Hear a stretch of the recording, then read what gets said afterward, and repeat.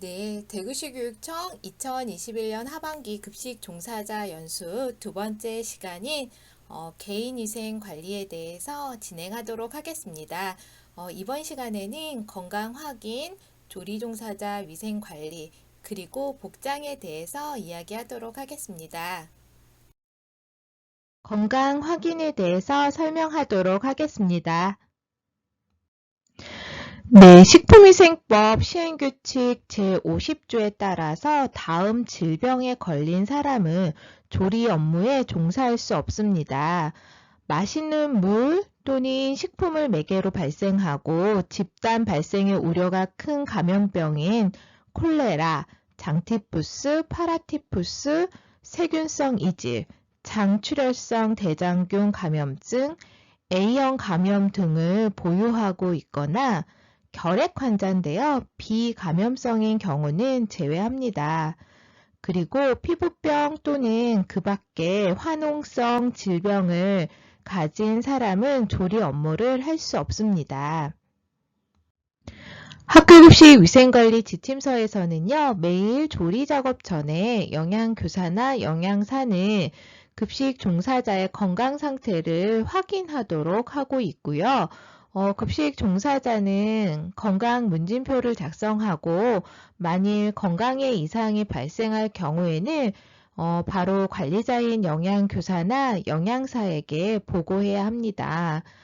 특히 구토, 설사, 열이 나는 인후염이나 고름이 나는 상처나 화상의 경우에는 바로 관리자에게 보고해야 하고요. 그리고 선생님들 아시다시피 요즘에는 코로나 상황하에 있기 때문에 선생님들께서 이런 증상이 있을 경우에는 꼭 반드시 영양교사나 영양사에게 이야기를 해야 합니다. 주변 동료가 아픈 경우에도요, 옆에서 대신 보고해줘야 합니다. 급식 종사자 본인뿐만 아니라 가족 중에 콜레라, 이질, 장티푸스 등 법정 감염병 보균자나 노로바이러스 질환자가 있는 경우에도 조리장 출입을 하지 않는 게 좋습니다. 코로나 상황에서는 더더욱이 선생님들께서 주의를 기울여 주시면 좋을 것 같습니다. 네, 선생님들께서 채용할 때에도 건강진단을 제출하셨겠지만 건강진단은 6개월에 1회 학교급식법에 의해서 실시해야 합니다. 건강진단 결과서의 유효기간을 위반했을 때에는 식품위생법 101조에 의해서 학교장이나 급식 종사자에게 과태료를 부과하게 되고요. 건강진단서 유효기간은 검진일을 기준으로 합니다. 조리 종사자의 위생관리에 대해서 설명하도록 하겠습니다. 개인위생 관리는 공중위생에서 개인을 대상으로 하는 위생관리를 말하고요. 미국의 질병통제예방센터가 발표한 식중독 발생시키는 원인 중에 하나가 개인위생 관리 미흡으로 인해서 발생하는 부분인데요.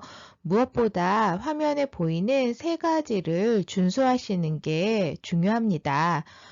첫 번째는 앞서 말씀드린 바와 같이 건강진단을 통해서 전염성 질병이 있는지 없는지를 확인하고요. 그리고 두 번째는 조리 전에 개인위생 관리 수칙을 준수해야 하고요. 세 번째는 코로나로 인해서 요즘에는 저희가 손 씻기가 굉장히 생활화가 되어 있는데 무엇보다 생활화된 철저한 손 씻기를 실천하셔야 합니다. 개인위생 관리의 핵심인 손 씻기 방법에 대해서 설명하도록 하겠습니다. 손 씻는 방법에서 무엇보다 중요한 거는 충분한 시간 닦아야 합니다. 지금 화면에 보이는 것처럼 먼저 흐르는 물을 틀고요. 비누 등을 이용해서 거품을 내고요. 깍지를 끼고 비비고 손바닥과 손등을 문지르고요. 손가락을 돌려 닦습니다. 그리고 손톱으로 틈틈이 문지르고요. 흐르는 물로 헹구고요. 종이 타올로 물기를 닦고 이때 저희가 옷이나 다른 곳에 이렇게 문질르지 않아야 됩니다. 그리고 저희가 사용한 종이 타올로 수도꼭지를 잠그는 순서가 기본 방법입니다. 그런데 선생님들 근무하는 학교마다 전자감응식 또는 페달식 손 세정대를 사용하는 경우에는요, 마지막 종이 타월로 수도꼭지 잠그기를 하지 않아도 됩니다. 또한 종이 타월이 없고 건조기만 있을 경우에는 건조기로 잘 건조하시면 되고요.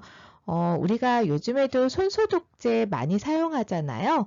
손소독제는 손을 다 건조한 후에 사용해야 합니다. 물보다는 비누보다는 소독한 후에 미생물이 더 효과적으로 제거되고요. 손 씻는 방법을 이야기할 때 꼭 말씀드리는 것 중에 하나가 고무장갑을 낀 채로 저희가 작업을 하다 보면 의도하지 않은 접촉이 발생할 수 있습니다. 이때 장갑을 교체해야 하는데요. 학교 상황마다 갈아 낄 고무장갑 수량이 충분하지 않은 경우에는 고무장갑을 낀 채로 지금 설명드린 손 씻기 방법과 동일하게 실시해야 합니다. 손을 씻어야 하는 경우는요, 작업 시작 전 화장실을 이용한 후 지저분하거나 오염된 기구와 접촉했을 경우 쓰레기나 청소도구를 취급한 후 일반 작업구역에서 청결 작업구역으로 이동하는 경우 육류, 어류, 계란 등의 식품과 접촉한 후 귀, 입, 코, 머리 등 신체 일부를 만졌을 때 음식을 먹은 다음 또는 차를 마시고 난 후 식품 검수한 후 코를 풀거나 기침, 재채기를 한 후에는 손을 씻어야 합니다. 복장에 대해서 설명하도록 하겠습니다. 복장 중에서요, 저희가 점검을 가거나 학교 급식 컨설팅을 할 경우에 많이 발견되는 부분 중에 하나가 위생모 바깥으로 머리카락이 나오는 경우입니다. 위생모 바깥으로 머리카락이 나오지 않도록 덮어서 모자를 쓰셔야 됩니다.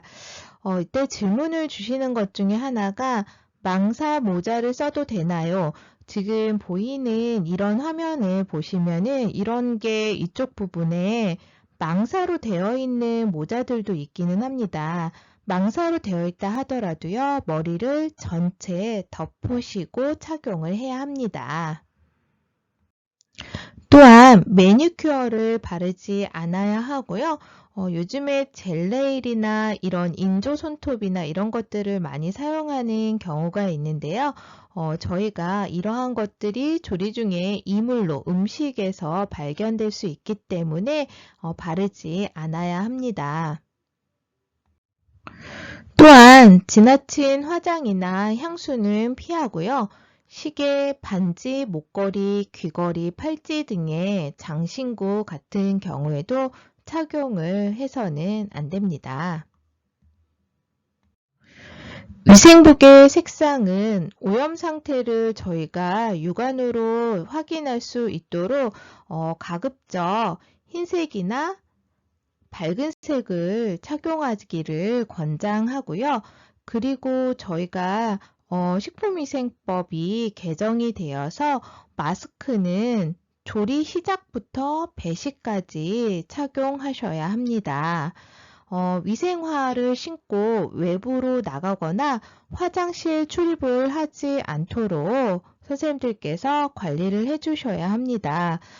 간혹 신발을 갈아 신지 않고 화장실을 갈 수 있는 화장실이 배치되어 있는 학교에서도 이렇게 위생화를 치는 채 화장실로 출입하는 경우가 있는데 이때에는 선생님들께서 반드시 화장실용 신발로 갈아 신으시고 화장실을 이용해야 합니다.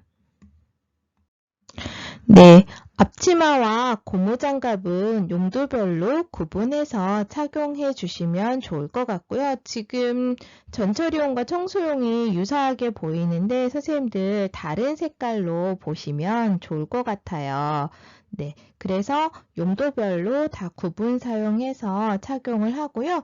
저희가 식품위생법이 개정이 되면서 마스크 같은 경우에는 지금 전처리부터, 그러니까 조리 이제 시작할 때부터 배식까지 착용을 해주셔야 합니다.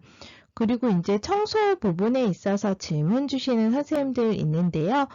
청소 같은 경우에는요, 요즘에는 코로나 감염 때문에 학교 급식에서 청소 시에도 마스크를 착용하는 것을 권장합니다.